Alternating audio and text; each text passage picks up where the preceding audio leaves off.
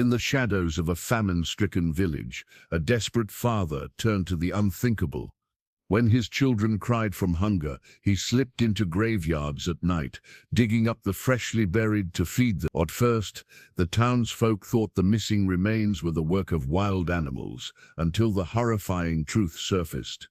His crimes shocked the community and became a legend whispered for generations, a chilling reminder of how desperation can turn love into monstrosity. The father believed he was saving his family, but at what cost to his soul and their future? What happens when a parent's love becomes so twisted that survival means crossing the most sacred boundaries of human decency? Before we jump back in, tell us where you're tuning in from, and if this story touches you, make sure you're subscribed, because tomorrow I've saved something extra special for you. The remote mountain village of Grimore clung to the steep slopes. Like a collection of weathered bones, its stone cottages huddled together against the endless winter wind. In the year 1847, this forgotten corner of the world had known hardship before, but nothing like the merciless famine that now gripped it with skeletal fingers. Wilhelm Hartmann stood in his blacksmith shop, hammer poised above cold iron, but his hands trembled too much to strike. The forge had grown cold weeks ago when the last of the coal ran out, and now even the memory of warmth seemed like a cruel jest. Through the frosted window he watched his neighbors shuffling through the snow-covered streets, their faces gaunt and hollow-eyed, searching for scraps that no longer existed. The village bell, silent now for months, cast a shadow across the church steps where Father McKenna once called families to Sunday worship. Faith had become a luxury they could no longer afford when prayers brought no food and hope felt like mockery. The priest himself had grown thin, his sermons shortened by weakness, his voice barely carrying beyond the first pew. Wilhelm's cottage sat at the edge of the village, close enough to hear the whispered conversations of desperate neighbors, far enough to hide his family's shame. Inside, his wife Anna lay dying on their straw mattress, her once bright eyes dimmed by fever and starvation.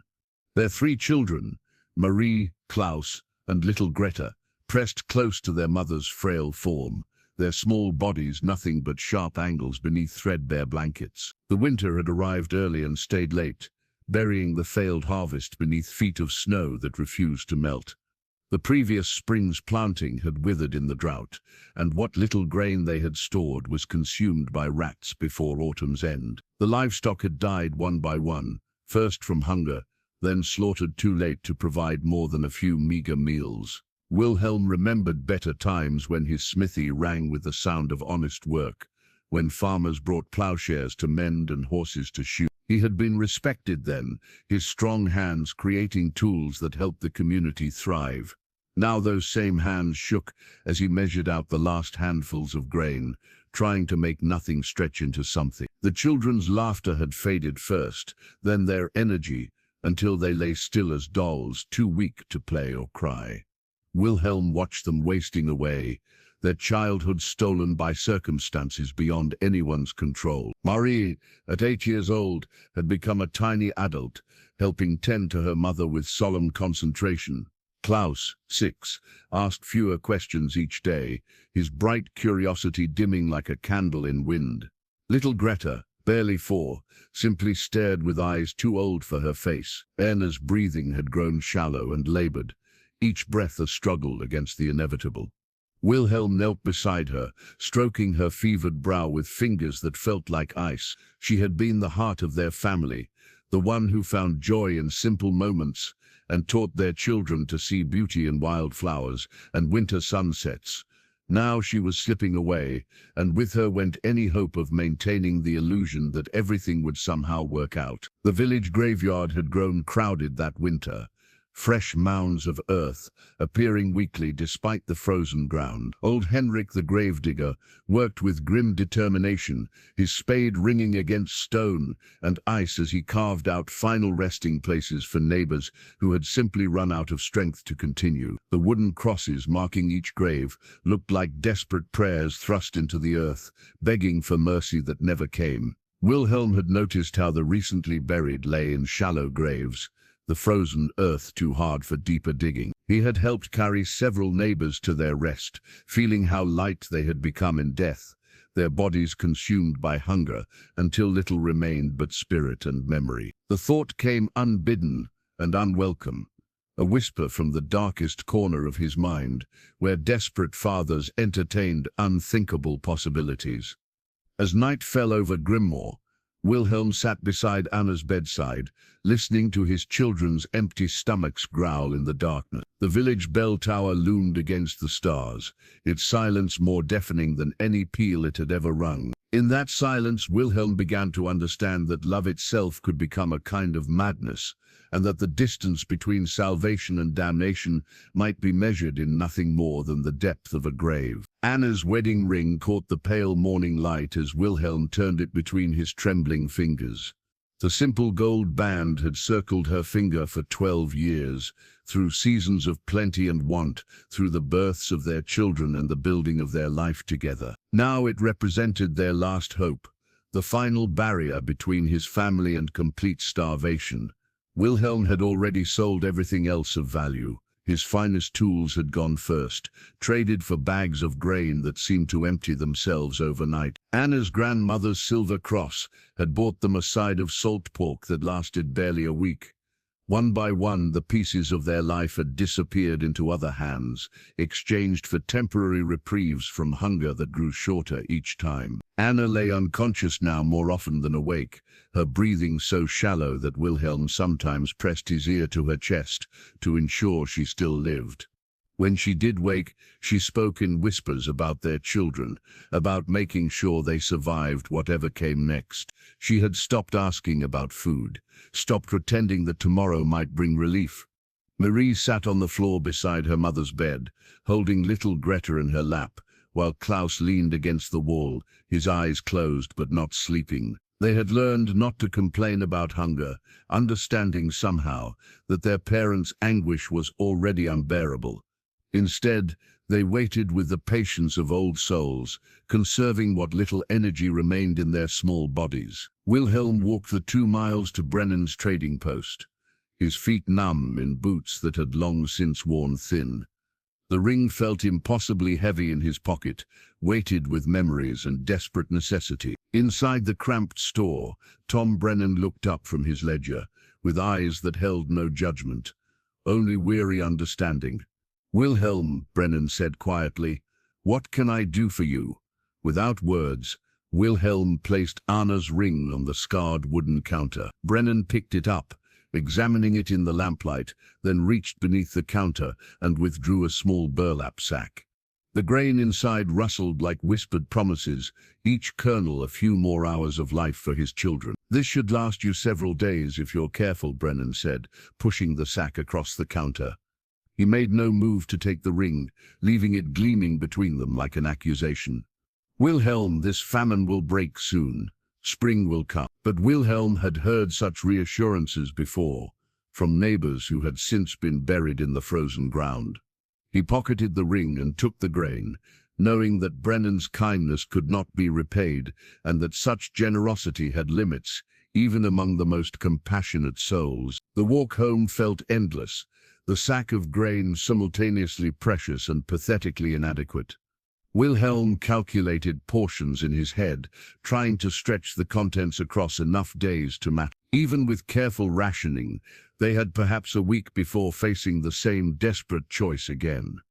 That evening he prepared a thin porridge that was more water than grain, but it was warm and filled their bowls. The children ate slowly, savoring each spoonful while Wilhelm and Anna shared the remainder. For a few precious moments the cottage felt almost normal, a family gathered around their table as they had in better times. After the children fell asleep, Wilhelm sat in the darkness contemplating their dwindling options.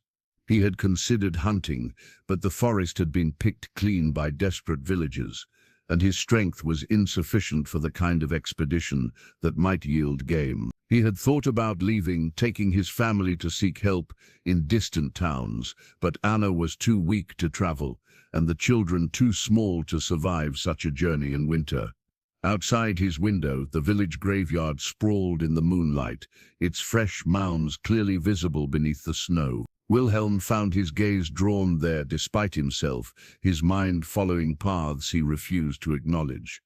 The recently buried lay in graves barely 3 feet deep, the frozen earth defeating Henrik's efforts to dig properly. Wilhelm shook his head violently, driving away thoughts that felt like blasphemy against everything he had been taught to believe about human decency. But as Anna's breathing grew more labored and his children's ribs became more visible beneath their pale skin, he began to understand that decency itself might be a luxury they could no longer afford. The ring in his pocket seemed to burn against his leg, a reminder that even their most precious possessions were expendable when weighed against survival. In the distance a wolf howled, and Wilhelm wondered if the sound came from the forest or from somewhere much closer to home. Anna died on a Tuesday morning when the frost painted the windows white, and the children lay too weak to rise from their beds. Wilhelm heard her final breath leave her body like a sigh of surrender, felt the moment when her fever-racked frame finally found peace. He pressed his face against her cold forehead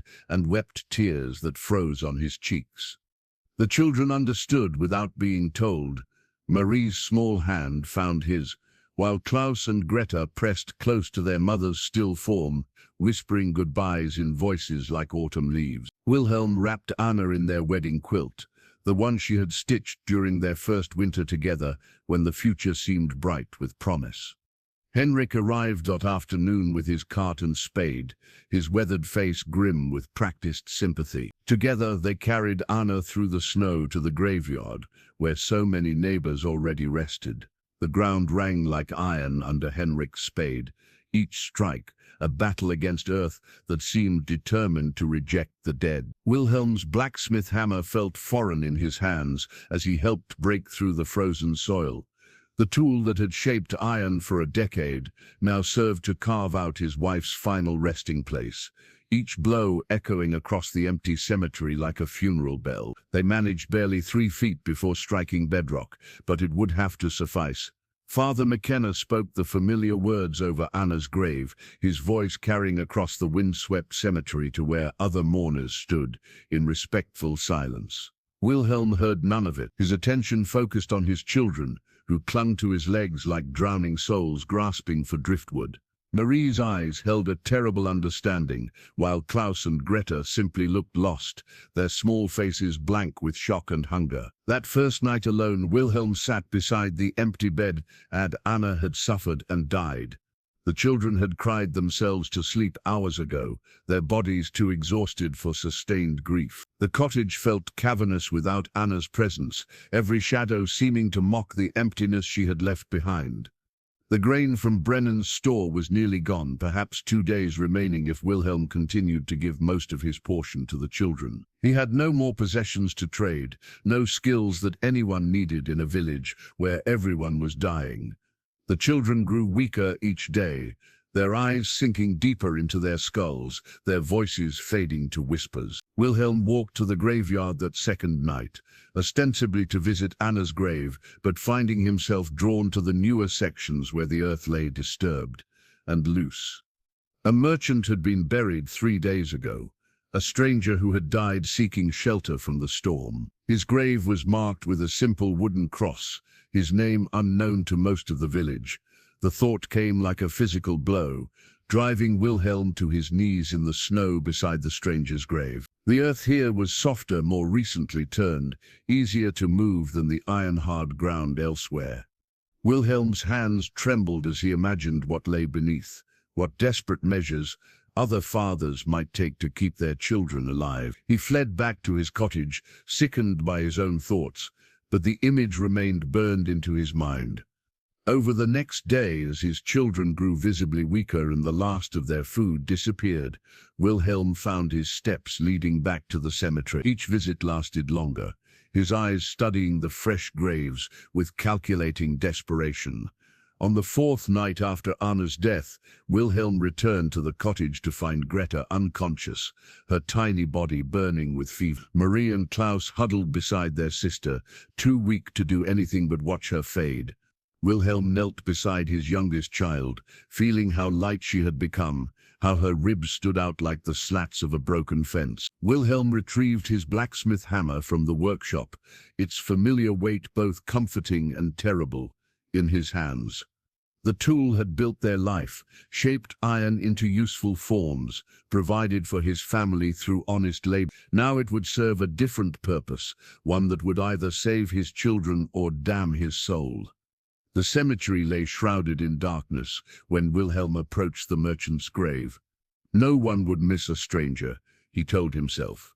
No one would grieve for a man whose name they had never learned. The earth moved more easily than expected, loosened by recent digging and not yet settled into permanent rest. When Wilhelm's spade struck wood, he knew there would be no turning back from whatever came next. Wilhelm's hands shook as he stared at what lay in the makeshift grave, the merchant's body preserved by winter's cruel mercy. The frozen flesh looked almost peaceful in the moonlight, far removed from the horror of what Wilhelm was contemplating. A torn piece of burial shroud clung to his fingers as he worked, the fabric rough against his palm like a brand marking his descent into darkness. He told himself it was just meat, nothing more than the pork or beef he had prepared countless times before. His stomach lurched with each cut, his mind recoiling from the reality of what his desperation had driven him to do. The cold made the work easier somehow, the flesh yielding cleanly to his knife, but nothing could ease the weight of what this act meant for his soul. Back in his cottage, Wilhelm built up the fire until it roared with heat, the flames casting dancing shadows across the walls, where Anna's presence still seemed to linger. He prepared the meat as he would any other, seasoning it with herbs from Anna's garden, cooking it until the smell filled the small kitchen with something that might pass for normalcy. Marie woke first, drawn from sleep by the scent of cooking food. Her eyes widened at the sight of meat sizzling in the pan, more food than they had seen in weeks. Klaus and Greta stirred as well, their faces lighting with hope that Wilhelm had somehow found salvation for their family. "Where did you get this, Papa?" Marie asked, her voice weak but curious. Wilhelm had prepared his lie, practiced it during the long walk home from the cemetery. A traveler passing through, he traded it for some repair work on his wagon. The words felt like ash in his mouth, but they served their purpose. The children accepted his explanation without question, too hungry and grateful to probe deeper. Wilhelm served his children first, placing generous portions on their plates, while taking only a small piece for himself. He watched as they ate with desperate gratitude, their faces gaining color for the first time in days. Greta's fever seemed to break as warmth returned to her small body, and Klaus actually smiled as he chewed the tender meat. But Wilhelm found he could barely swallow his own portion. Each bite reminded him of where it had come from, what line he had crossed to feed his children. The meat tasted like copper and shame, like prayers turned inside out. He forced himself to eat, knowing he needed strength for what might come next, but every swallow felt like swallowing pieces of his own damnation. Marie cleaned her plate completely, then helped her younger siblings finish theirs. The cottage filled with sounds Wilhelm had almost forgotten, his children's laughter, their animated chatter, the simple joy of full bellies and renewed energy. For the first time since Anna's death, they seemed like children again instead of dying wraiths. That night Wilhelm hid the remaining meat in the root cellar, wrapped carefully in cloth to preserve it. The torn piece of burial shroud remained in his pocket like a talisman of guilt, a reminder that could never be discarded or forgotten. He lay awake listening to his children's peaceful breathing, their bodies finally at rest without the gnawing pain of hunger. But Wilhelm's rest was filled with nightmares of opened graves and accusing eyes. He saw Anna's face twisted with horror, saw the merchant's corpse pointing skeletal fingers in condemnation. He woke several times gasping, his body soaked in cold sweat despite the warmth of the cottage. By morning, the children were visibly strong. Greta's fever had completely broken, and she played quietly with a rag doll Anna had made her. Klaus helped Marie tend the fire, their movements no longer the careful conservations of the starving. Wilhelm watched them with a mixture of profound relief and crushing guilt. The village showed no signs of noticing the disturbed grave. Henrik had mentioned wild animals digging up the dead, and other villagers nodded knowingly at this explanation. Desperate times brought desperate scavengers, they said. Even the wolves were starving. Wilhelm began to study the cemetery, with new eyes, noting which graves were freshest, which bodies would be best preserved by the cold. He mapped burial dates in his mind, calculated how long the frozen ground would keep his terrible harvest fresh. The thought sickened him, but it also offered hope for his children's survival. The piece of burial shroud remained in his pocket, a constant reminder of the choice he had made. Wilhelm understood now that love could drive a man to places darker than any hell, that the desire to protect one's children could transform virtue into monstrosity with terrifying ease. Wilhelm's hand-drawn map spread across his workbench like a blueprint for damnation. Each mark indicated a grave, each date a potential meal for his children.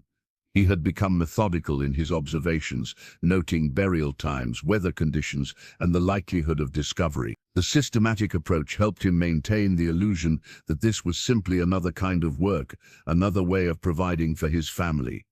Old Martha Brennan had been buried on the north side of the cemetery 3 days ago, her grave marked with careful attention to depth and drainage. Wilhelm had attended her funeral, standing respectfully with other mourners while mentally calculating how long the frozen ground would preserve what lay beneath.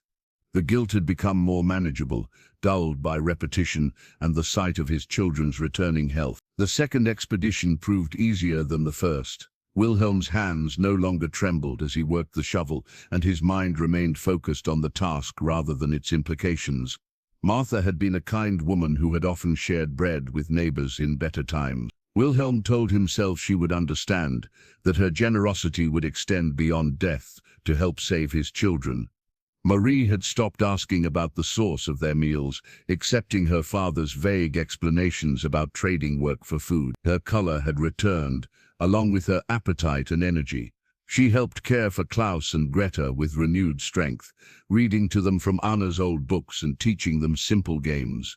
Wilhelm watched his eldest daughter bloom back to life and felt his choices validated, even sanctified. Klaus had begun helping around the cottage again, stacking wood and tending the fire with the eager assistance of a child who felt useful. His questions about their improved circumstances were innocent and trusting. "Papa, will the kind travelers keep coming?" he asked. One evening, and Wilhelm assured him they would, the lie flowing easier each time he told it. Little Greta had recovered completely from her fever, her cheeks now pink with health instead of hollow with starvation. She sang while she played, her small voice filling the cottage with melodies Anna had taught her. Wilhelm found these moments almost unbearable in their normalcy, reminders of what family life could be when not overshadowed by desperation. The village had noticed the disturbed graves, but attributed them to increasingly bold scavengers. During Sunday's abbreviated service, Father McKenna mentioned the problem and asked for volunteers to watch over the cemetery. Several men nodded agreement, but their own weakness made such vigils unlikely. Wilhelm volunteered along with the others, knowing that his participation would deflect suspicion while giving him information about any planned security measures. Henrik the gravedigger complained about the damaged graves during his weekly visit to Brennan's store. Wilhelm listened from across the room as the old man described finding scattered earth and torn burial clothes. "Never seen anything like it," Henrik muttered. "Whatever's doing this has to be desperate beyond measure." Wilhelm's third expedition targeted a stranger who had died seeking shelter during the last blizzard. The man had carried nothing of value, possessed no family to mourn him, and would disappear from memory within weeks. Wilhelm had perfected his technique by now, working quickly and efficiently in the pre-dawn darkness when the village lay deepest in sleep. The children's improvement became noticeable to neighbors. When Wilhelm took them to Sunday service, several villagers commented on their healthier appearance. Mrs. Patterson remarked how well they looked despite the difficult winter, and Wilhelm accepted the compliments with carefully practiced humility. "We've been blessed," he said, the words tasting like poison on his tongue. Wilhelm's paranoia grew alongside his efficiency.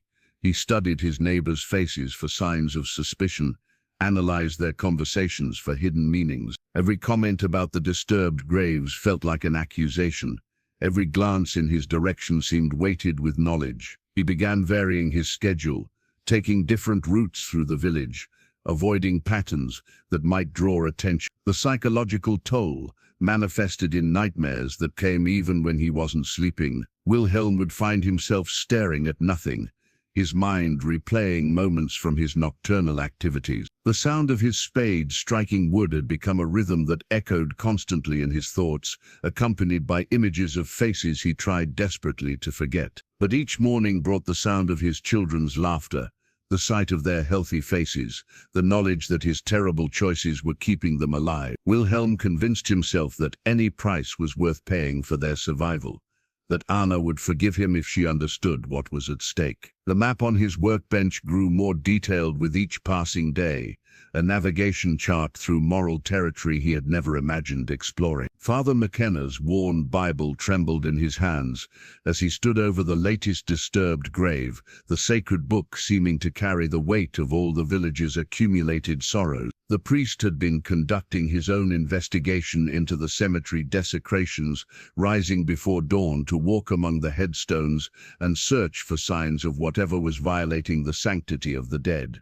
What he found troubled him more than simple animal scavenging. The disturbances showed too much purpose, too much intelligence.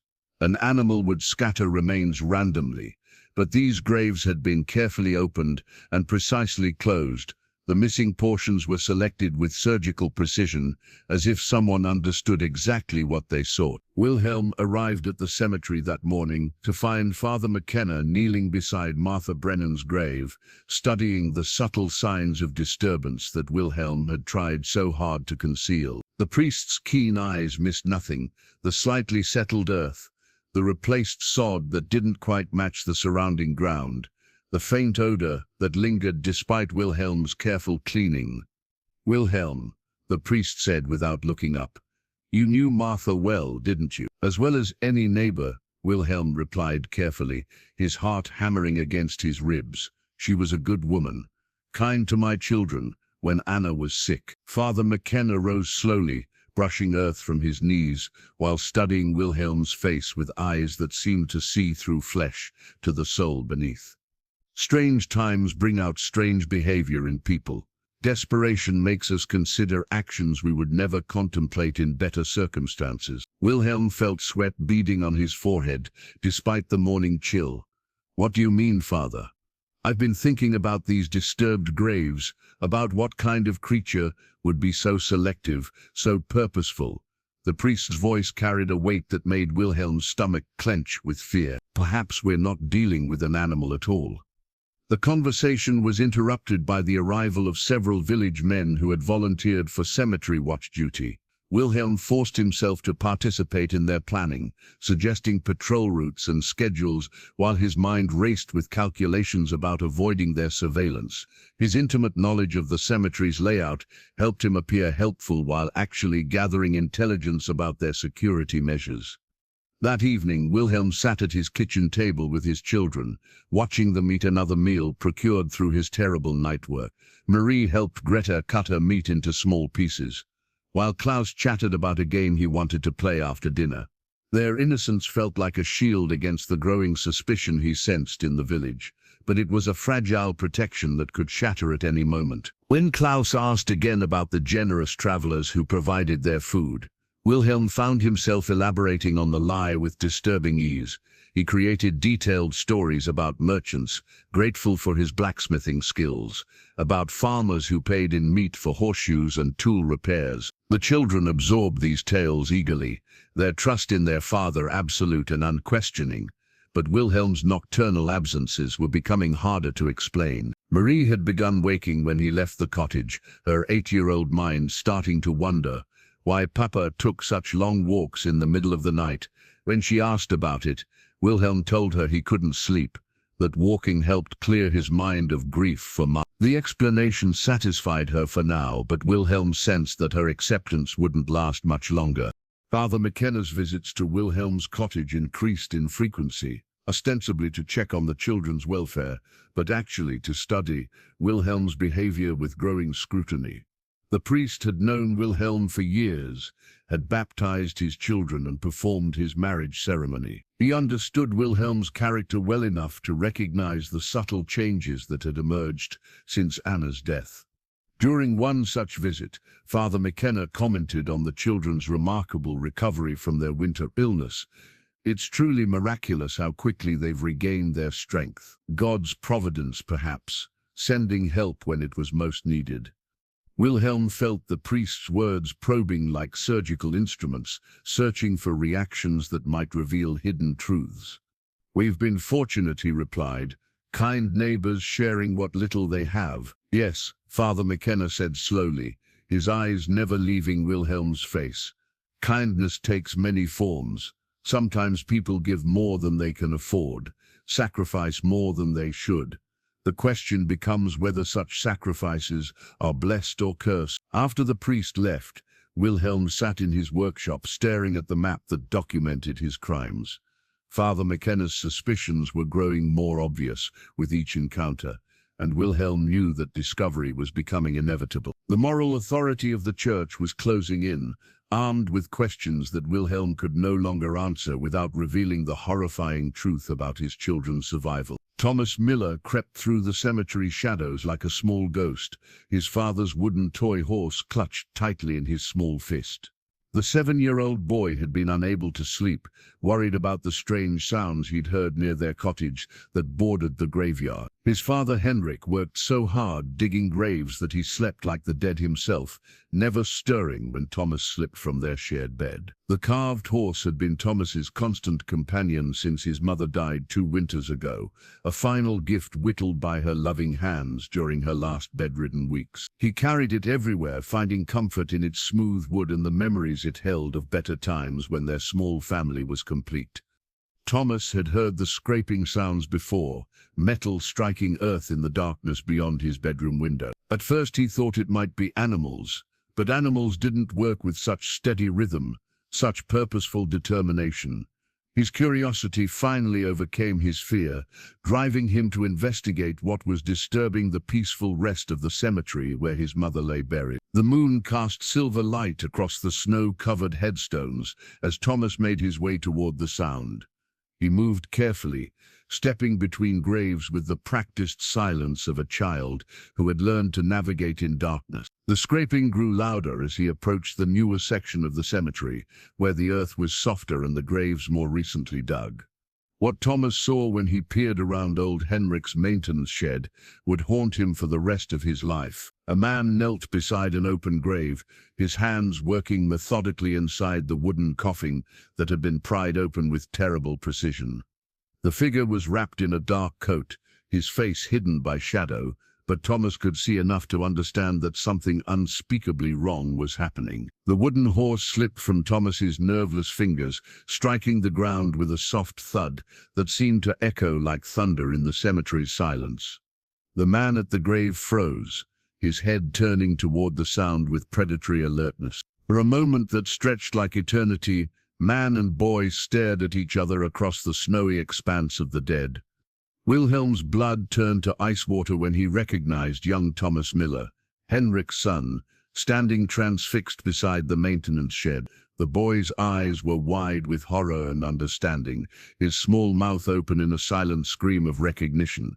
Wilhelm could see his own damnation reflected in those innocent eyes, could feel the weight of discovery crushing down on his shoulders. Thomas tried to run, but his legs wouldn't obey his panicked mind. He stood frozen like a deer caught in torchlight, unable to process what he was witnessing. The man at the grave was someone he knew, someone he had seen at Sunday services and village gatherings. The realization that a neighbor, a father like his own papa, could do such things shattered something fundamental in Thomas's understanding of the world. Wilhelm rose slowly from beside the grave, his hands stained with evidence of his crime. He could see the boy's terror, could practically hear the screams that Thomas was struggling to voice. Everything Wilhelm had worked so hard to conceal now balanced on the edge of a child's tongue, ready to spill forth and destroy not just him but his own children as well. "Thomas," Wilhelm said softly, his voice barely carrying across the distance between them. "Son, you need to understand, my children were dying." But Thomas finally found his voice and his legs simultaneous. He opened his mouth and released a wail of pure terror that cut through the night air like a blade. Then he turned and ran, stumbling over headstones and snowdrifts in his desperate flight toward home and safety. Wilhelm watched the boy disappear into the darkness, knowing that his secret would not survive the sunrise. Thomas would tell his father, Hendrik would tell the constable, and the constable would come asking questions that Wilhelm could not answer without destroying his children's lives along with his own. The wooden horse lay abandoned in the snow, where Thomas had dropped it, its carved features seeming to watch Wilhelm with accusatory eyes. Wilhelm picked up the toy, feeling its smooth surface still warm from the boy's terrified grip. The horse was beautifully crafted, made with the kind of love that Wilhelm understood all too well. Wilhelm closed his eyes and tried to imagine what Thomas would tell his father, how the story would spread through the village like wildfire. By morning, everyone would know what Wilhelm had done to keep his children alive. The boy's innocence had been destroyed by witnessing Wilhelm's crimes. Another casualty of his desperate choices. Standing alone in the cemetery with Thomas's toy in his hands, Wilhelm realized that his time was almost over. Thomas Miller huddled beneath his blankets, his small body shaking with terror as he tried to make sense of what he had witnessed. The carved wooden horse lay on his nightstand where he had placed it after running home, but he could no longer bear to touch the toy that had fallen from his hands at the moment his childhood ended. Every time he closed his eyes, he saw the figure kneeling beside the open grave, saw hands that should have been folded in prayer instead defiling the sanctity of the dead. Henrik Miller woke to find his son burning with fever, his small frame racked with tremors that had nothing to do with illness. Thomas muttered incoherently about graves and shadows, about neighbors who weren't what they seemed. Henrik initially dismissed the words as fever dreams, but something in his son's terror suggested a deeper truth, hiding beneath the delirium. "Papa," Thomas whispered when Henrik knelt beside his bed, "I saw something terrible. In the cemetery, someone was digging up the dead." Henrik's weathered face grew grave as he listened to his son's halting account of the previous night's horror. The boy's description was too detailed, too specific to be mere nightmare. Thomas spoke of opened coffins and familiar faces, of violations that Henrik had suspected, but hoped were merely the work of desperate animals. Constable Morrison arrived in Grimore that morning, his official presence bringing a new tension to the village's already strained atmosphere. The constable was a practical man who understood that desperate debtors called for desperate measures, but even he was disturbed by the systematic nature of the cemetery desecrations. His badge caught the morning light as he examined the evidence with professional thoroughness. Morrison's investigation revealed patterns that animals could not have created. The disturbed graves showed clear signs of human intelligence, of someone who understood exactly what they sought and how to obtain it with minimal detection. The constable found fragments of burial clothing, tool marks in the earth, and other evidence that pointed to a calculating human perpetrator. Wilhelm watched the constable's methodical examination from his cottage window, his anxiety building with each careful measurement and note. He could see Morrison mapping the disturbed graves, noting their locations and dates with the precision of someone building a case. The net was tightening around Wilhelm's secret, drawn closed by evidence he had been too desperate to properly conceal. The children sensed their father's growing agitation even as they remained blissfully unaware of its cause. Marie asked why Papa seemed so worried, why he kept looking out the windows, as if expecting unwelcome visitors. Wilhelm assured her that everything was fine, but his lies rang hollow even to his own ears.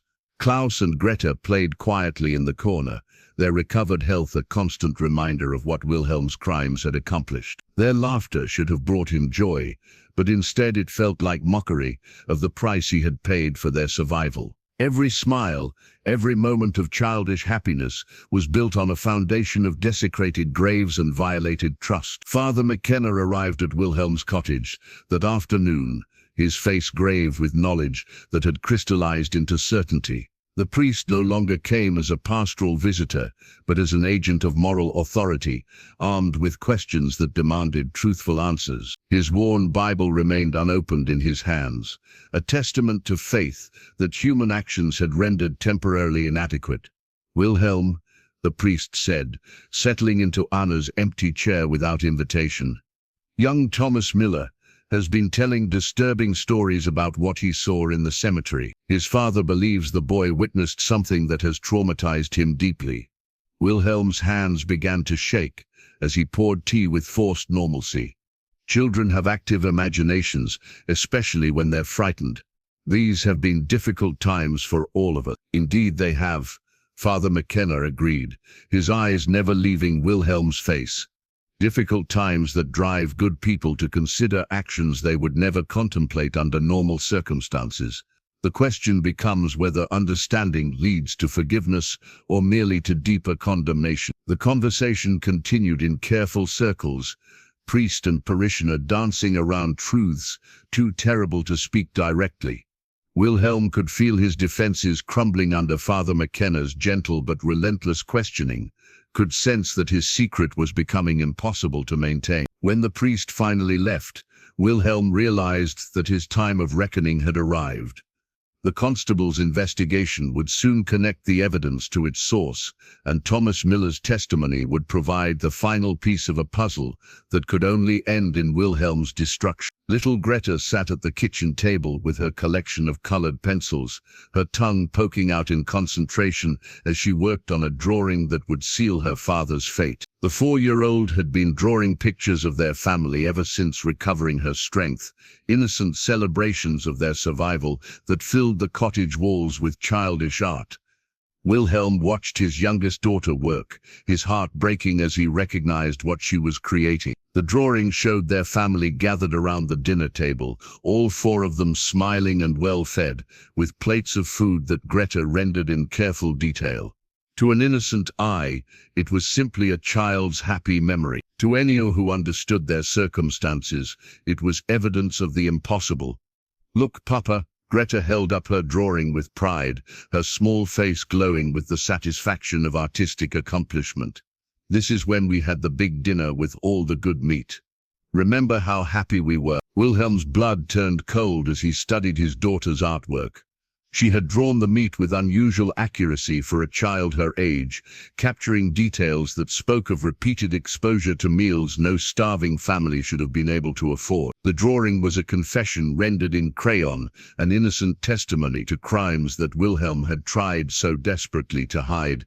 Marie looked over from where she was mending Klaus's torn shirt, her 8-year-old mind beginning to process inconsistencies that had been troubling her for weeks. "Papa, where do all the travelers go after they trade with you?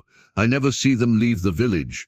The question hit Wilhelm like a physical blow. His eldest daughter was too intelligent to accept his lies much longer, her natural curiosity beginning to probe the gaps in his carefully constructed deceptions. Wilhelm could see doubt growing in her eyes, questions that would soon become impossible to deflect. Father McKenna arrived unexpectedly, his presence in the doorway casting a shadow that seemed to reach across the entire cottage. The priest's eyes immediately found Greta's drawing, studying it with the careful attention of someone trained to see truth in unexpected places. Wilhelm watched helplessly as understanding dawned across the priest's weathered features. "May I see your beautiful picture, child?" Father McKenna asked gently, kneeling beside Greta's chair with the patience of someone who understood that children often revealed truth that adults worked desperately to conceal. Greta handed over her drawing eagerly, proud to share her work with the kind priest who always had time for children's questions. She began explaining each figure in the drawing, describing the meals that had saved their lives with the detailed memory of someone who had been genuinely grateful for every bite. Wilhelm felt his world collapsing, as his daughter's innocent words painted a picture of abundance that should have been impossible in their starving village. Father McKenna listened with growing horror, his face pale as Greta described meat that appeared regularly despite their complete lack of resources to obtain such luxury. "And Papa always knows exactly when the travelers will come," Greta continued happily, unaware of the devastation her words were causing. "He goes out at night to meet them, and in the morning we have food. Papa is so clever to know when they're coming."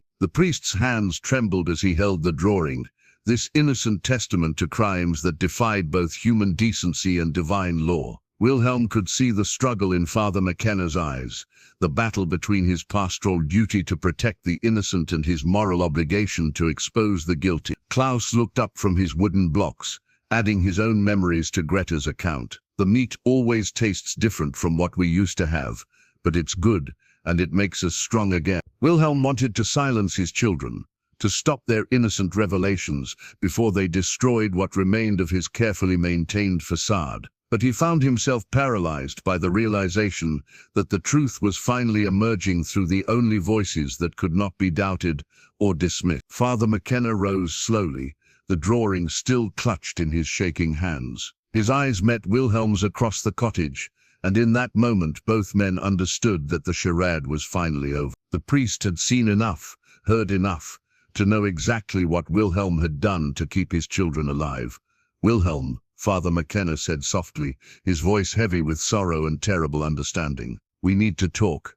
Privately." As the priest folded Greta's drawing and placed it carefully in his coat pocket, Wilhelm realized that his daughter's innocent art had become the evidence that would damn him. Constable Morrison knelt beside Wilhelm's workbench in the small shed behind the cottage, his experienced eyes studying the map that documented months of systematic grave robbing. Each mark corresponded perfectly with the disturbed burial sites he had catalogued, creating an undeniable pattern of premeditation and careful planning. The constable's methodical nature had finally assembled all the pieces of a puzzle too horrifying for most minds to contemplate. Wilhelm stood in the doorway watching his life's work being examined by the law, his hands betraying him with dirt that seemed permanently embedded beneath his fingernails. No amount of scrubbing had been able to remove the evidence of his nocturnal activities, the grave dirt that clung to his skin like a physical manifestation of his guilt.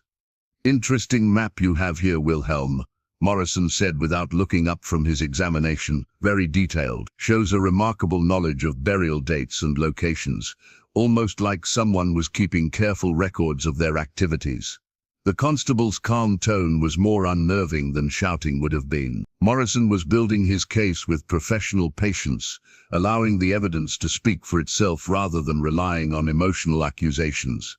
Wilhelm found himself admiring the man's thoroughness even as it sealed his fate. Morrison had spent the morning examining Wilhelm's tools, finding traces of cemetery earth on spades and shovels that had been cleaned but not carefully enough to fool forensic investigation. The constable understood that desperate men made mistakes, and Wilhelm's desperation had left a trail of evidence that pointed inexorably toward the truth. The village had begun to turn against Wilhelm even before the official investigation concluded. Neighbors who had once respected the quiet blacksmith now crossed the street to avoid him, their faces showing the mixture of horror and disgust that comes with recognizing evil hiding behind a familiar mask.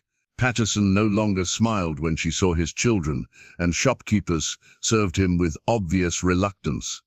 Wilhelm's children sensed the change in their neighbor's behavior without understanding its cause. Marie asked why people seemed afraid of them now, why former friends no longer visited their cottage. Wilhelm struggled to explain the inexplicable, to shield his children from the knowledge that their survival had come at a cost that society could never forgive. Klaus had nightmares about angry faces and whispered accusations, his 6-year-old mind trying to process the hostility that surrounded their family. He clung to Wilhelm with desperate intensity, sensing that their world was about to change in ways he could not comprehend. Wilhelm held his son close, knowing that these moments of innocent affection would soon be impossible. Little Greta remained blissfully unaware of the storm gathering around them, her recovered health allowing her to play with the carefree joy of a child who trusted that adults would protect her from harm. Wilhelm watched her dance around their cottage and felt his heart breaking with the knowledge that her happiness was built on foundations that were crumbling beneath them. Father McKenna had shared his suspicions with several village elders, men whose moral authority carried weight in a community struggling with questions of justice and survival. These discussions had gradually spread throughout Grimmauld, creating a network of whispered accusations and horrified speculation about what Wilhelm had done to keep his family alive. The constable found additional evidence in Wilhelm's cottage. burial clothes hidden in the root cellar, tools that showed signs of being used for purposes far removed from honest blacksmithing, and a journal where Wilhelm had recorded his terrible calculations of survival. Each piece of evidence added another layer to Morrison's case, building an argument that would be impossible to refute or explain away. Wilhelm knew that his arrest was imminent. He could see it in the constable's systematic approach, in the way Morrison catalogued each piece of evidence with professional thoroughness. The law was closing around Wilhelm like a trap, and there would be no escape from the consequences of his choices. That evening, Wilhelm sat with his children for what he suspected would be their last normal meal together. He watched them eat with the grateful enthusiasm they had shown ever since their health returned, their innocence intact, despite the horror that had preserved their lives. Tomorrow, he knew, everything would change. Morrison's investigation had reached its inevitable conclusion. The evidence was overwhelming, the pattern undeniable, and the community's outrage growing stronger with each revelation. Wilhelm understood that his time was measured in hours rather than days, that the reckoning he had dreaded was finally at hand. As night fell over Grimmauld, Wilhelm realized that the grave dirt beneath his fingernails had become a permanent stain on his soul, one that no amount of justice could ever wash clean. Wilhelm found Anna's diary hidden beneath a loose floorboard in their bedroom, wrapped in the same silk scarf she had worn on their wedding day. His hands trembled as he opened the leather-bound book, revealing pages filled with his wife's careful handwriting documenting their final months together. The diary had been her secret companion during the long days of illness, a repository for thoughts too painful to speak aloud. The entries began during the first weeks of the famine, when Anna still harbored hope that spring would bring relief. Her words spoke of rationing their meager supplies, of creative ways to stretch grain into filling meals, of maintaining optimism despite growing hardship. But as the entries progressed, Wilhelm could see his wife's growing understanding that their situation was becoming desperate beyond remedy. "Wilhelm works so hard to provide for us," one entry read. "I see the worry in his eyes when he thinks I'm not looking. He gives us his portions, pretends he's not hungry, but I know he's sacrificing himself for our sake. My strong, gentle husband would give his life for his children without hesitation." Wilhelm's vision blurred as he read Anna's observations about his growing desperation. She had noticed everything: his sleepless nights, his frantic searches for work that no longer existed, his increasing willingness to consider options that would have been unthinkable in better times. Her love for him shone through every word, even as she documented his transformation from respected craftsman to desperate father. The most devastating entry was dated just days before Anna's death, when fever had left her weak, but strangely clear-minded about their family's fate. "I fear I am dying," she wrote in shaking script. "Wilhelm believes he hides his panic from me, but I see how this possibility terrifies him.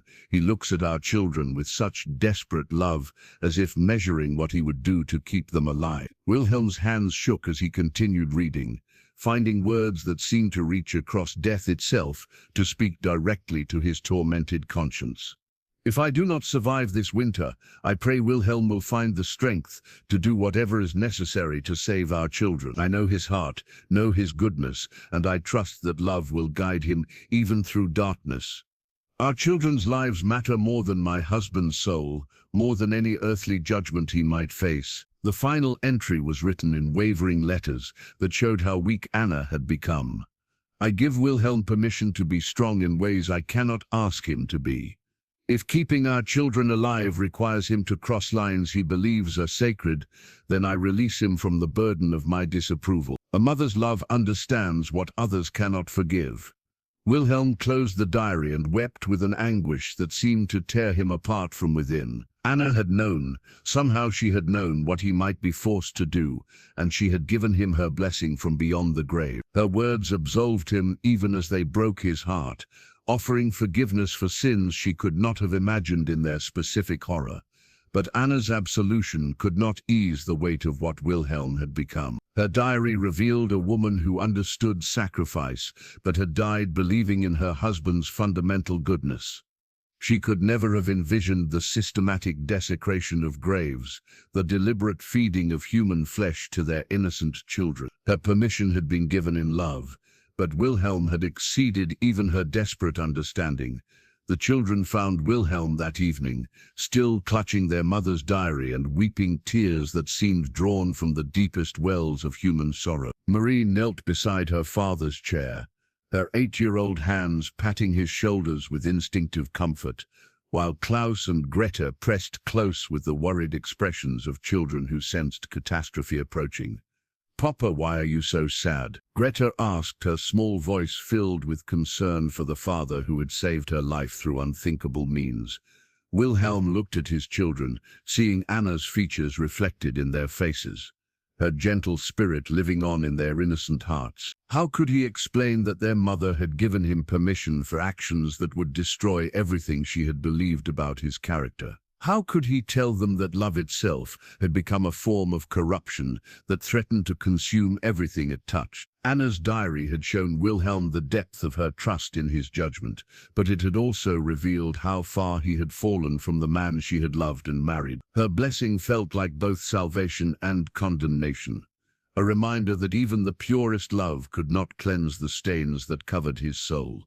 The village stocks stood in the center of Grimoire's main square, their medieval wood darkened by decades of weather and human suffering. The punishment device had not been used in living memory, but the village elders had dragged it from storage as a symbol of their determination to restore moral order to their community. The iron restraints gleamed with fresh oil, prepared for the public humiliation of a man who had violated every sacred boundary. Wilhelm walked through the village toward Father McKenna's cottage, his decision finally crystallized after a sleepless night of wrestling with Anna's diary and his own conscience. The weight of his crimes had become unbearable, made worse by his wife's posthumous forgiveness and his children's continued innocence.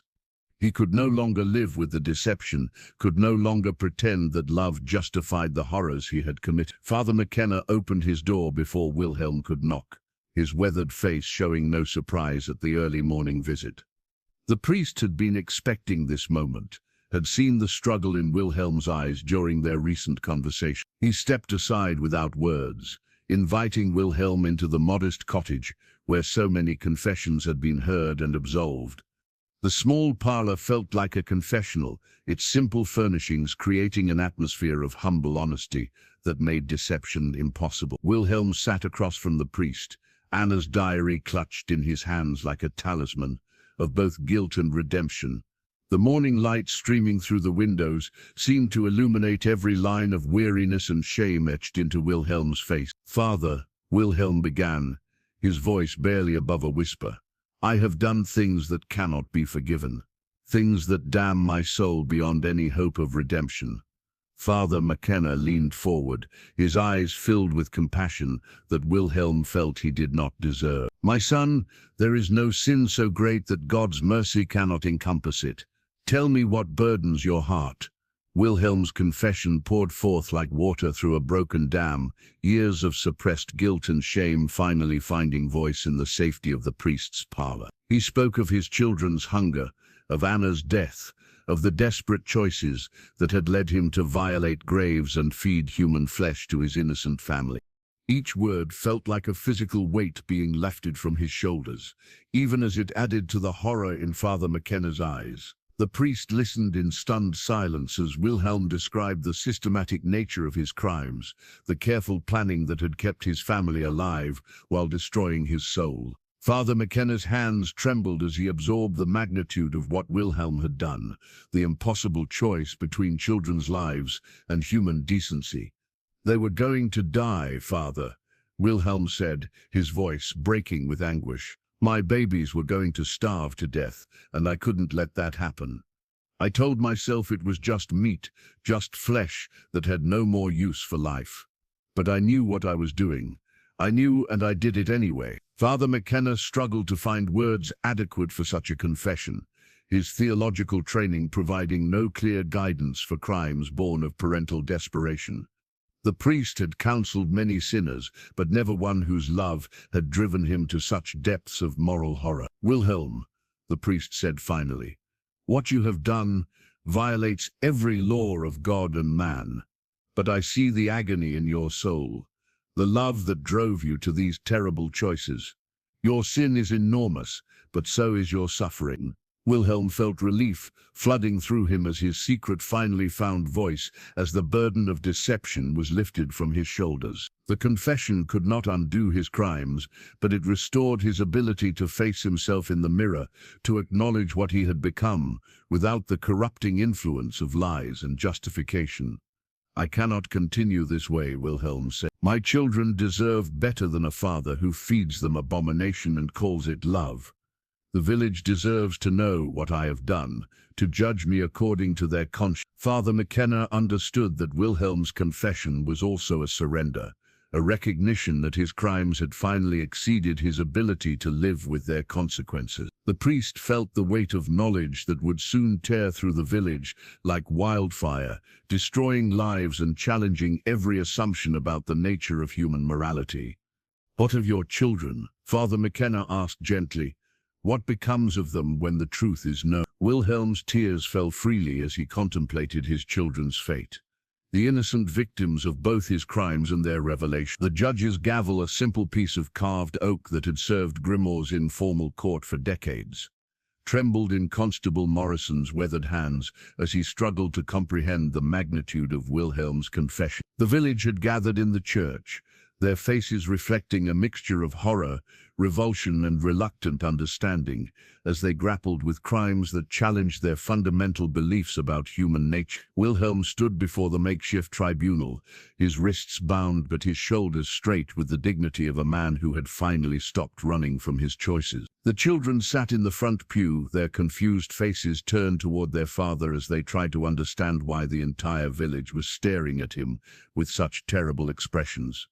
Constable Morrison had never presided over a trial of such moral complexity.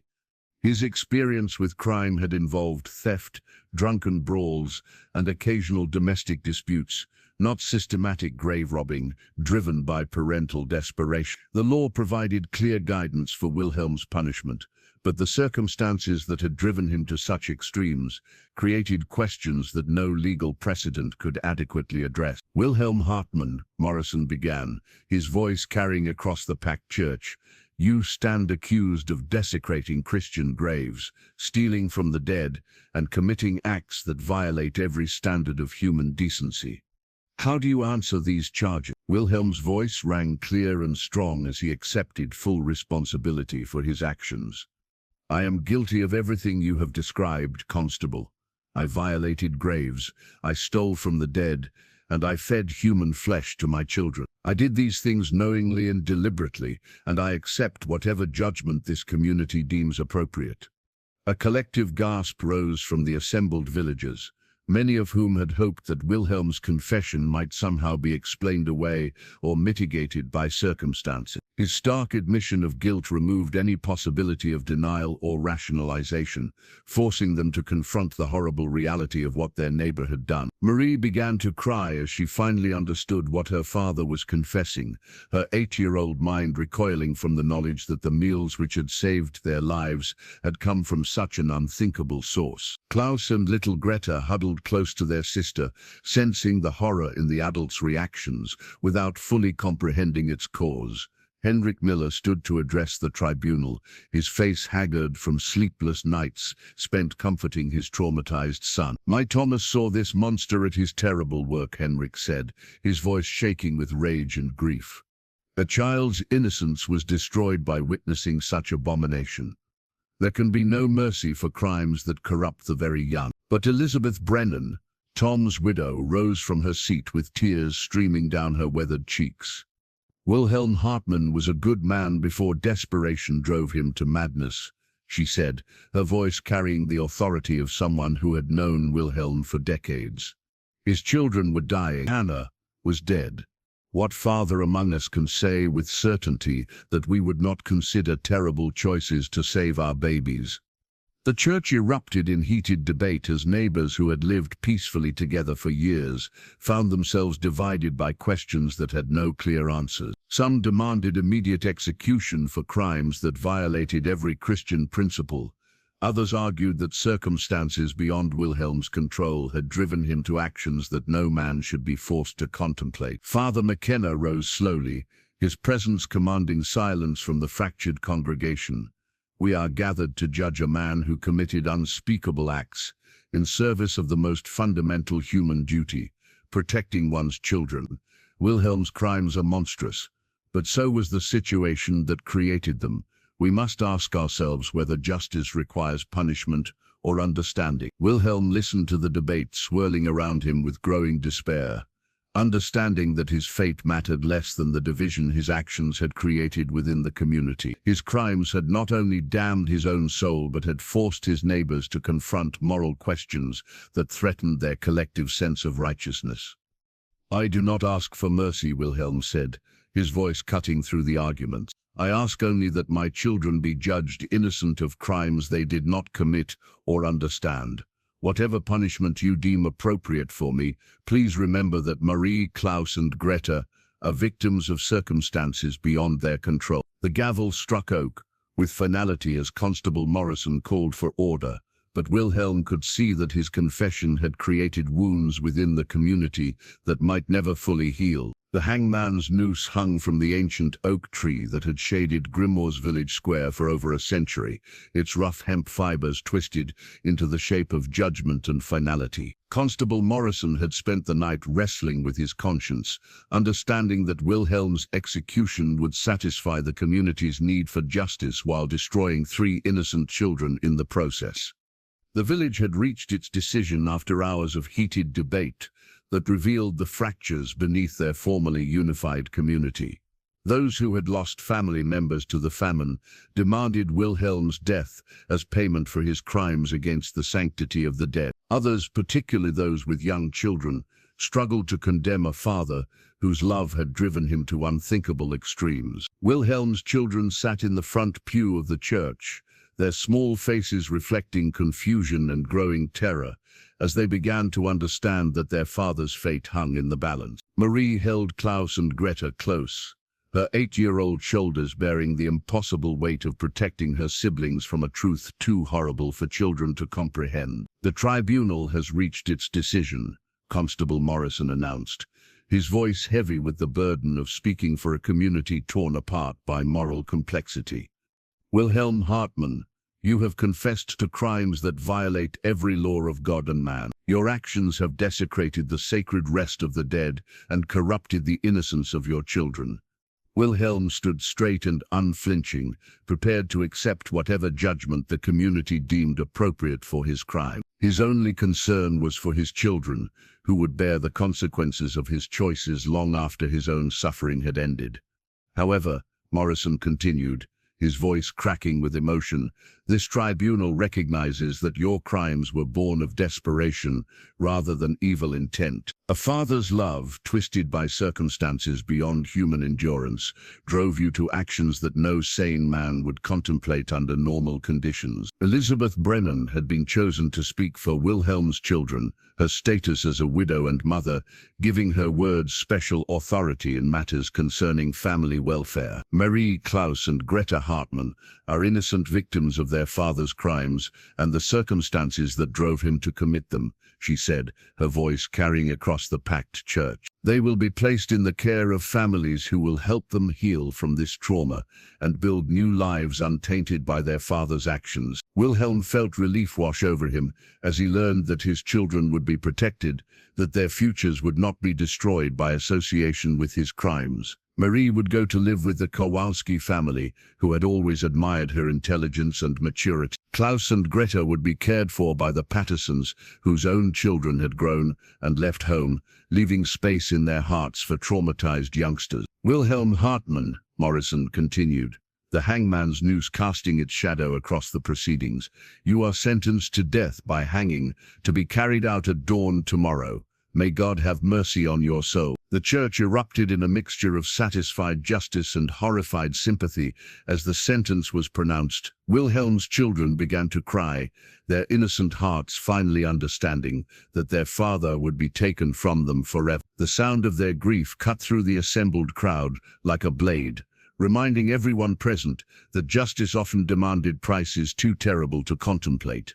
Father McKenna approached Wilhelm after the sentence was pronounced, his weathered face reflecting the strain of recent days. "My son," the priest said quietly, "you have this night to make peace with God and prepare your soul for judgment. I will stay with you through these final hours if you wish." Wilhelm nodded gratefully, understanding that spiritual preparation was all that remained to him now. His earthly concerns had been resolved by the community's decision to protect his children, leaving him free to confront the eternal consequences of his choices. That evening, Wilhelm knelt in his cell and wrote letters to his children, trying to explain his love for them without justifying the terrible means he had used to express it. Each word felt inadequate to bridge the gap between paternal devotion and moral horror, but he persevered in the hope that someday they might understand the impossible position that had driven him to such extremes. The noose waited in the square outside, patient and final, ready to deliver the justice that Grimmore demanded for crimes that challenged every assumption about human nature and the power of love to corrupt as well as redeem. 3 small wooden crosses lay on Wilhelm's workbench, carved with trembling hands during his final night of life. Each cross bore the name of one of his children, simple memorials to the innocence that his crimes had destroyed forever. Marie's cross was the largest, carved with the delicate flourishes appropriate for his eldest daughter's emerging womanhood. Klaus's bore the sturdy lines of a boy destined to become a man of strength. Little Greta's was the smallest, decorated with tiny flowers that would never bloom in reality. Wilhelm had worked through the night by candlelight, his hands finding solace in the familiar rhythm of shaping wood, even as dawn approached with its terrible promise. The crosses were not meant to mark graves, but to commemorate what had been lost: his children's ability to trust unconditionally, their freedom from the knowledge of evil, their right to remember their father with uncomplicated love. The village square filled before sunrise, neighbors gathering to witness justice being served on a man who had violated every sacred boundary. Their faces showed a mixture of satisfaction and unease, the complex emotions of people who understood that Wilhelm's execution was necessary, but took no joy in its accomplishment. Marie, Klaus, and Greta stood with their new guardians, forced to witness their father's final moments despite Elizabeth Brennan's attempts to shield them from the horror. The children's faces reflected confusion and terror as they struggled to understand why the community was gathering to hurt the man who had saved their lives. Wilhelm walked to the gallows with steady steps, his dignity intact despite the terrible nature of his crimes. He had spent his final night in prayer and reflection, accepting both his earthly punishment and whatever eternal judgment awaited his corrupted soul.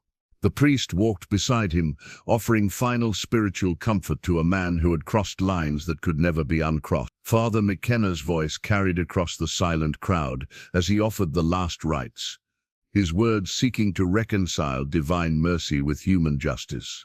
"Lord, we commend to your care the soul of Wilhelm Hartmann, a man who loved too desperately and chose too poorly. Grant him the peace that earthly justice cannot provide." Wilhelm's final words were directed not to the crowd, but to his children, his voice carrying across the square with the authority of paternal love that transcended even death. "Marie, Klaus, Greta, remember that Papa loved you more than his own soul. What I did was wrong, but it came from a heart that could not bear to lose you. Live good lives, and try to forgive what you cannot understand." The hangman's rope ended Wilhelm's earthly suffering with merciful swiftness, but his death created wounds in his children that would require years to heal. Marie screamed as her father's body went still, her 8-year-old voice carrying a grief that seemed to shake the very foundations of the village. Klaus and Greta clung to each other, too young to fully comprehend what they were witnessing, but old enough to understand that their world had ended. The crowd dispersed slowly after the execution, neighbors returning to their homes with heavy hearts and troubled consciences. Justice had been served, but its cost had been measured in the tears of innocents who bore no responsibility for the crimes that had necessitated their father's death. Wilhelm's body was buried in unconsecrated ground outside the village cemetery, his grave marked only with a simple wooden cross that bore no name or epitaph. The community's moral order had been restored, but the questions raised by his crimes continued to haunt those who had known him as a good man before desperation transformed him into something monstrous. The Hartmann cottage stood empty that night, its rooms echoing with memories of family life that had been built on a foundation of love and sustained by unspeakable crimes. Anna's photographs still smiled from their frames, unaware that the man she had trusted to protect their children had chosen methods that no mother's heart could have endorsed. In the homes of their new guardians, Wilhelm's children cried themselves to sleep, their innocent minds struggling to reconcile the father who had saved their lives with the criminal who had been executed for his methods. The crosses Wilhelm had carved lay forgotten on his workbench, monuments to an innocence that could never be restored, no matter how much love had motivated its destruction. The village settled into an uneasy peace, forever changed by the knowledge that love itself could become a form of corruption when twisted by circumstances too desperate for human souls to bear. 5 years had passed since Wilhelm Hartmann's execution, and a weathered headstone now marked his previously anonymous grave. The simple granite marker bore only his name and dates, paid for by an unknown benefactor who believed that even the damned deserved acknowledgement of their humanity. Marie had discovered the stone during one of her solitary visits to the cemetery where her father lay in unconsecrated ground. Marie Hartmann was 13 now, her childhood innocence replaced by a premature maturity that came from bearing impossible knowledge. The Kowalski family had treated her with kindness and understanding, but nothing could erase the memory of her father's confession or the sight of his execution. She had grown into a thoughtful young woman who spoke little about her past, but carried its weight in every careful word and measured action. Klaus lived with the Patterson family, where he had found some measure of peace in the company of patient guardians who understood that healing took time. At 11 he possessed a gravity that set him apart from other boys his age, as if the trauma of his early years had aged his soul beyond his physical body. He rarely spoke of his father, but sometimes Miss Patterson found him staring at the cemetery with an expression too complex for a child to bear.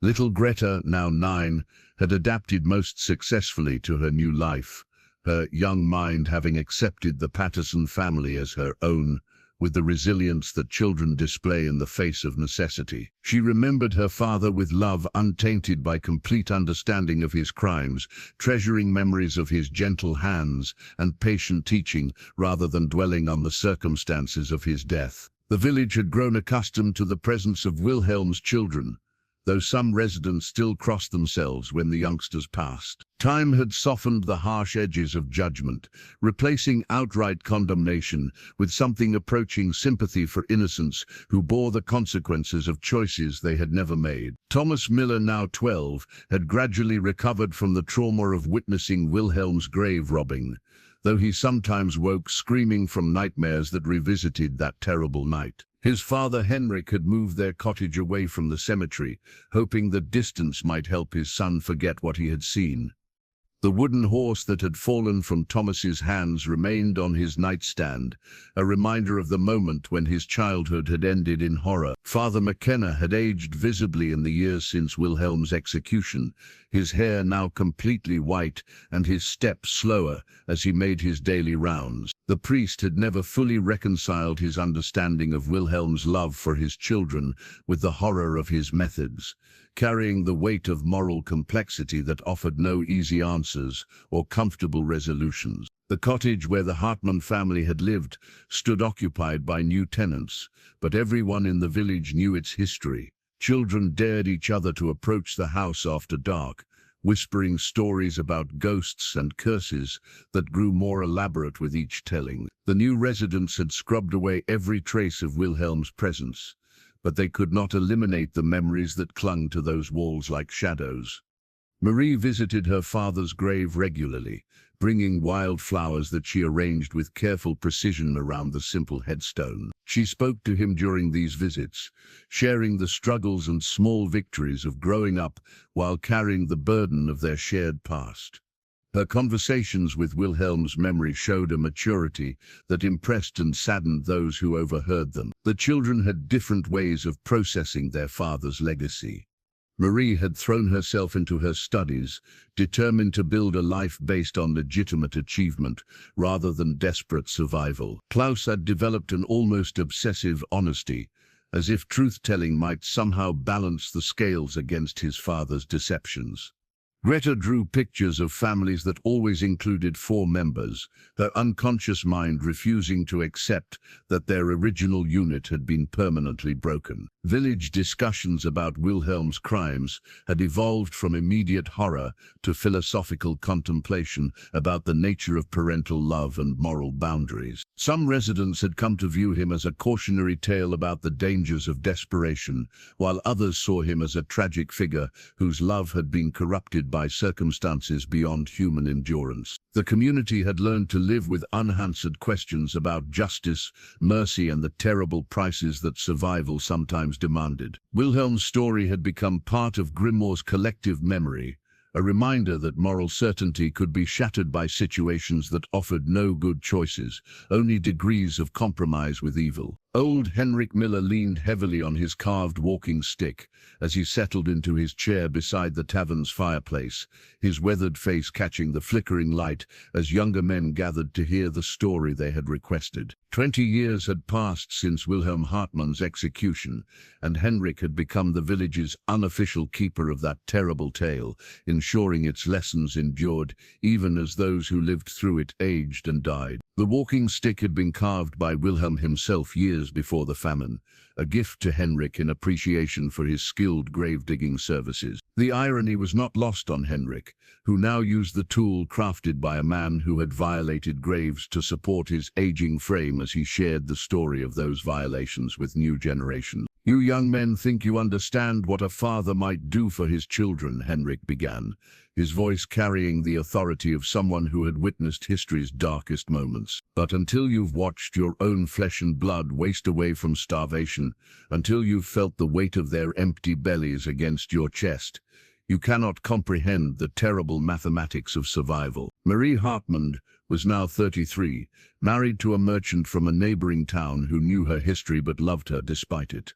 She had 3 children of her own, whom she raised with a fierce protectiveness that her neighbors attributed to her traumatic past. She never spoke publicly about her father, but those who knew her well understood that Wilhelm's legacy lived on in her determination to provide legitimate security for her family. Klaus had become a carpenter, his skilled hands shaping wood with the same precision his father had once applied to iron and grave dirt.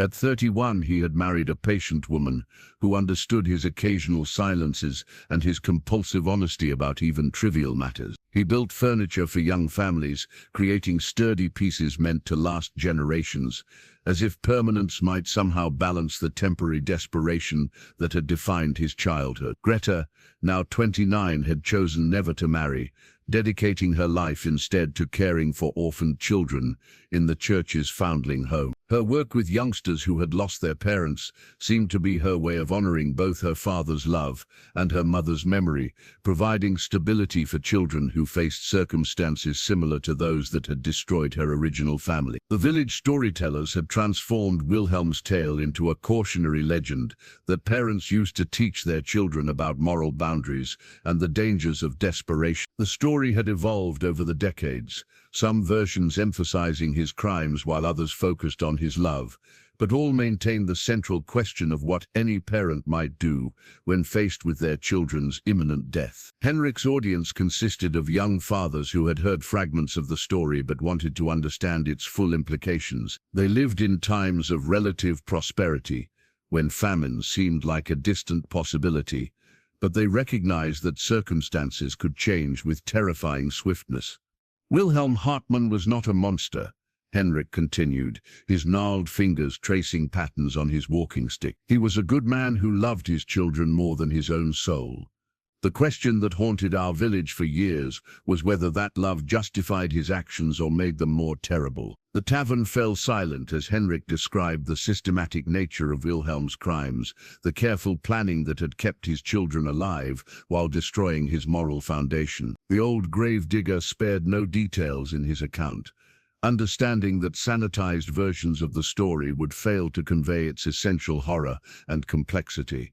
The children never fully recovered, Henrik said, his voice heavy with decades of accumulated sorrow. Marie, Klaus, and Greta grew up to be good people, but they carried the weight of their father's choices throughout their lives. They learned that love itself could become a curse when it drove good people to evil acts. As the evening wore on, Henrik's audience grew larger, drawn by a story that challenged their assumptions about morality and family loyalty. The tale of Wilhelm Hartmann had become Grimoire's most powerful legend, a reminder that human nature contained depths of both devotion and corruption that few could imagine. The walking stick supported Henrik's weight as he concluded his tale with the question that had haunted the village for 2 decades. What would you do if your children were dying and only unthinkable actions could save them? Till you face that choice, you cannot judge Wilhelm Hartmann, and you cannot be certain of your own moral strength. The fire crackled in the silence that followed, each man contemplating the terrible arithmetic of love and survival.